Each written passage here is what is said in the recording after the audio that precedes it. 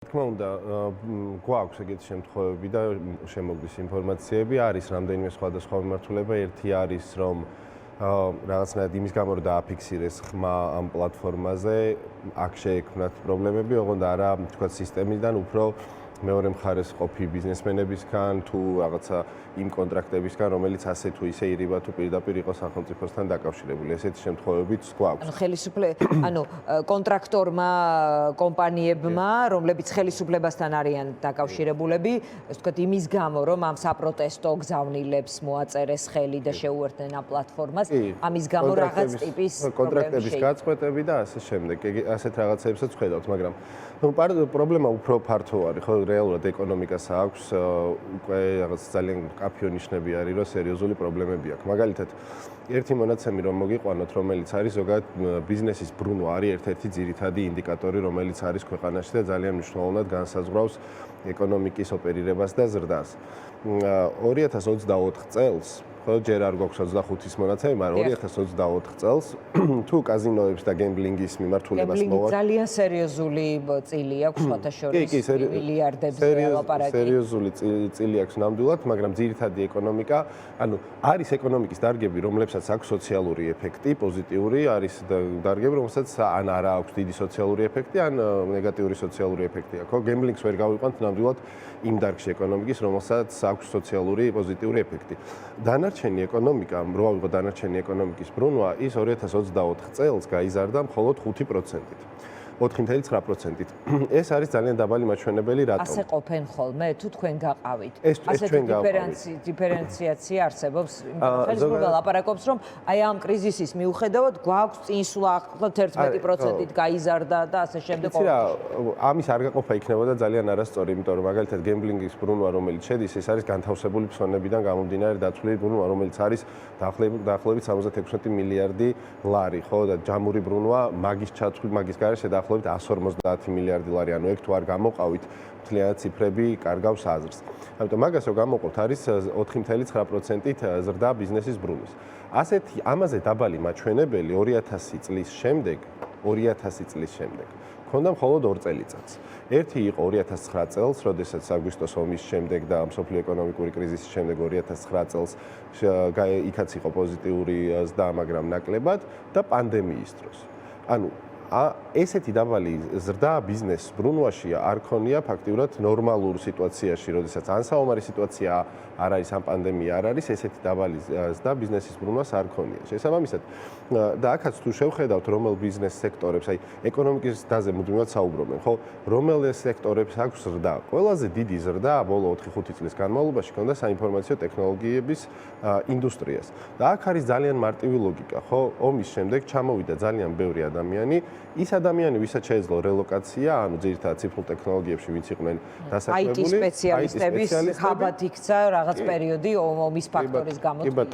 ხო, ამასაც არა აქვს დიდი სოციალური ეფექტი. ხო, ეს არიან ძირითადად უცხოელები, რომლებიც საქართველოს ტერიტორიიდან ახორციელებენ ამ ოპერაციებს და სერვისებს აწვდიან სხვა ქვეყანაში. ანუ სულ არის ხოლმე კითხვა, რომ აი რატომ ვერ ვგრძნობთ, თუ ეკონომიკა ასე კარგად იზრდება. ხო, ჩვენ რასაც ვგრძნობთ არის ფასების ზრდა, მაგრამ ეკონომიკის ზრდას ვინც გრძნობს, ეს არის რაღაცა უფრო მსხვილი ბიზნესი ხა. ცალკე ჩვენ ვაანალიზებთ მცირე და საშუალო ბიზნესის ზრდის ტემპებს და მსხვილი ბიზნესის ზრდის ტემპებს. მსხვილი ბიზნესის ზრდის ტემპი დაახლოებით 2-ჯერ უფრო მაღალი არის, ვიდრე საშუალო ბიზნესის ზრდის ტემპი და ახლა ხანს ევროკავშირმა გამოაქვეყნა ეკონომიკის ანალიზი, საქართველოს ეკონომიკის ანალიზი და იქ ძალიან მკაფიოდ გამოჩნდა, რომ საშუალო ბიზნესში დასაქმებული ადამიანების წილი ჯამურ დასაქმებაში მცირდება ყოველწლიურად, ხო? ამიტომ ეს არის ზუსტად რატომაც ვერ ვგრძნობთ ჩვენ ეკონომიკურ ზრდას. ის ეკონომიკური ზრდა მოდის იმ სექტორებზე, რომლებსაც არ აქვს სოციალური შედეგი. მაგალითად, სოფლის მეურნეობაში წელს ბრუნვა არის შემცირებული, საცალო ვაჭრობაში, აი ეს რომელიც ყველაზე დიდი ინდუსტრია არის, ეს გემბლინგს თუ მოგხსნით, ყველაზე დიდი ინდუსტრია არის, იქაც დაახლოებით 75 მილიარდია ბრუნვა. იქაც შემცირებული არის ბრუნვა, ზრდაზე არ ვსაუბრობთ, შემცირებული არის ბრუნვა წლიდან წლამდე, ხო? ანუ ყველა ის, მაგალითად, ინფლაციაზე, როდესაც ვსაუბრობთ, ორი ყველაზე მეტად გაძვირებული კატეგორია პროდუქტებში, ეს არის საქონელი, ანუ სურსათი და ჯანდაცვა. ანუ რეალურად არის ის, რომ ეკონომიკა იზრდება იმ ინდუსტრიების ხარჯზე, რომელსაც სოციალური პოზიტიური გავლენა ნაკლები აქვს, ხოლო ფასები ძვირდება იმაზე, რასაც ჩვენ ყოველდღიურად მოვიხმართ, ხო? ინფლაცია ვიცით უკვე იზრდება და ცოტა ხანში მიზნობრივ მაჩვენებელსაც გადაცდება და აი მანდ გახდება საინტერესო, თუ რეფინანსირების განაკვეთი გაზარდა კიდევ ეროვნულმა ბანკმა რომ შეაჩეროს ინფლაცია, შემდეგ უფრო რთული გახდება ასეთი და უფრო მეტი შემთხვევა გვექნება ბატონ გიორგისნაირი, იმიტომ რომ სესხები კიდევ უფრო გაძვირდება, კიდევ უფრო ნაკლებად ხელმისაწვდომი გახდება. ჩვენ ვიცით რომ ესეთი მშენებლობის და დეველოპერულ სექტორში უკვე შეზღუდული არის სესხების მიწოდება ბანკების მხრიდან. ახალ პროექტებზე საბანკო ვალდებულებები ნაკლებად არის, იმიტომ რომ შემცირებულია ყიდვაო დღეს PMG წერდა ამის შესახებ. კი, რაც აბსოლუტურად გასაგებია და აბსოლუტურად ლოგიკურია. ამას კიდევ ემატება ის, რომ მაგალითად თებერვლის თვის მონაცემებს თუ შევხედავთ იმპორტის და ექსპორტის, ორივე არის 7% შემცირებული. ხო, ანუ ჩვენ უფრო ნაკლები ფული გვაქვს იმისთვის, რომ რაღაცეები ვიყიდოთ და არც იმის რესურსი გვაქვს, რომ რაღაცეები გავიტანოთ ქვეყნის გარეთ და გავყიდოთ, იმიტომ რომ ფაქტიურად არაფერს არ ვაწარმოებთ. გიორგი, ხელისუფლების წარმომადგენლები აი ამ ეკონომიკურ თემებზე საუბრისას ამას უკა ხელს იშვერენ პროტესტისკენ, ამბობენ რომ ეს რომ არ იყოს, თქვათ ასე არ იქნება. გამომწვევ მიზეზებამდე კი არ მიდიან ან პროტესტის დასრულების ან მოგვარების. არამედ ამბობენ რომ ეს აქციები, პროტესტი, ეს არასტაბილურობა შეიძლება ეს გადმოდის ეკონომიკაზე. აი ამ ტიპის არგუმენტაცია აქვს, თუმცა არ აღიარებენ კრიზისს, მაგრამ არც ეკონომიკურ სხვათა შორის ამ დაძაბულობის მიუხედავად მოვახერხეთ რაღაც ამ ტიპის განცხადებებს აკეთებენ, მაგრამ მაინც მომისმენია იმ დინარაძის სხვების კომენტარებში. ჩემი აზრით, როდესაც რაღაცა შედეგებზე ვსაუბრობთ, წყარო უნდა გავიაზროთ სად არის. საიდანაც დაიწყო, იმის ბრალიც არის.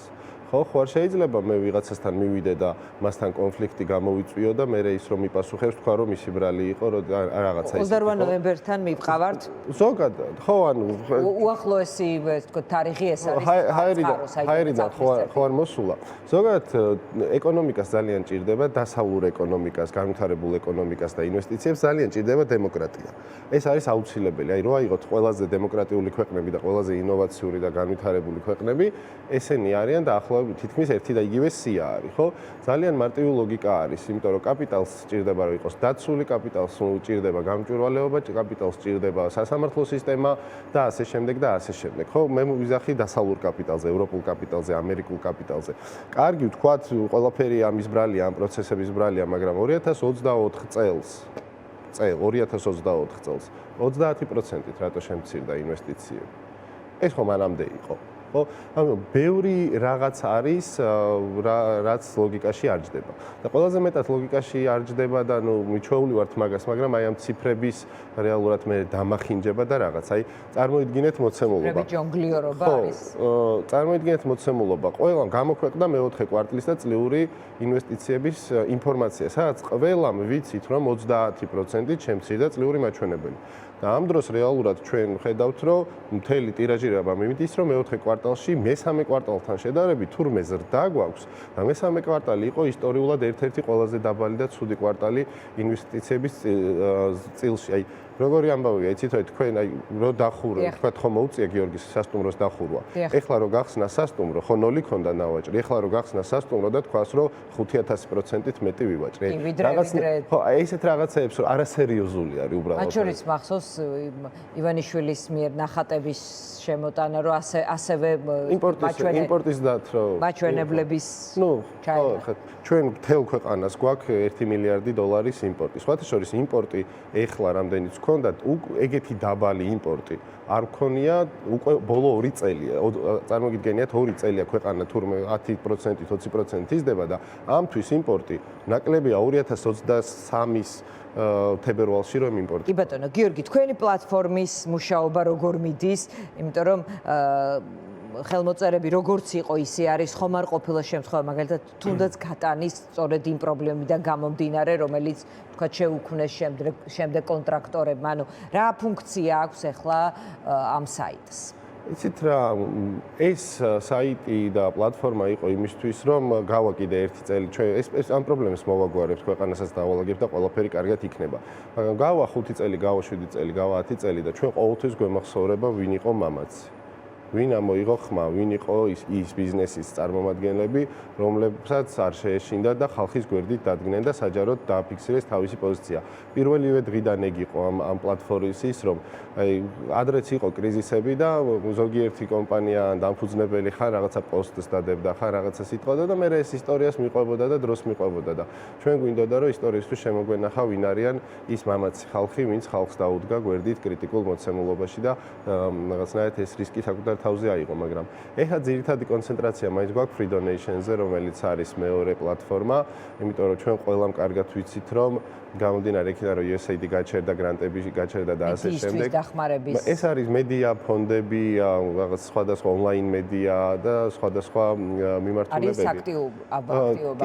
კი, აქტიურად მუშაობთ მაგ მიმართულებით, გვინდა რომ როგორც ბიზნესისგან, მცირე საშუალო თუ დიდი ბიზნესისგან, ისე საზოგადოებისგან მობილიზება გავუკეთოთ თანხებს, რომ არ დაიხუროს რეგიონალური მედია, არ გქონდეთ პრობლემები დიდ მედია საშუალებებს, არ გქონდეთ ფონდებს იმის რაღაცნაირი შეზღუდული რესურსი, რომ ჯარიმებისთვის, ვინც გაასაჩივრებს და ბოლოში გაიყვანს და დაუდგება გადახდის მომენტი, არ გქონდეთ იმის პრობლემა, რომ არ ეშინოდეს ადამიანს, რომ ჯარიმასთან დარჩება ერთ-ერთზე, თქვა ხელოვანებს დავეხმაროთ და ასე შემდეგ და ასე შემდეგ. ეხლა ეს არის ჩვენი, ასე ვთქვათ, ძირითადი მიმართულება, თუმცა ვცდილობთ, რომ აი იმ ბიზნესმენებს შორის და კომპანიებს შორის რაღაცნაირად გავააქტიუროთ მათ შორის კომუნიკაცია, რომ ერთმანეთთან უფრო აქტიურად იმუშაონ და დაეხმარონ ბიზნესის განვითარებაში. ძალიან დიდი მადლობა.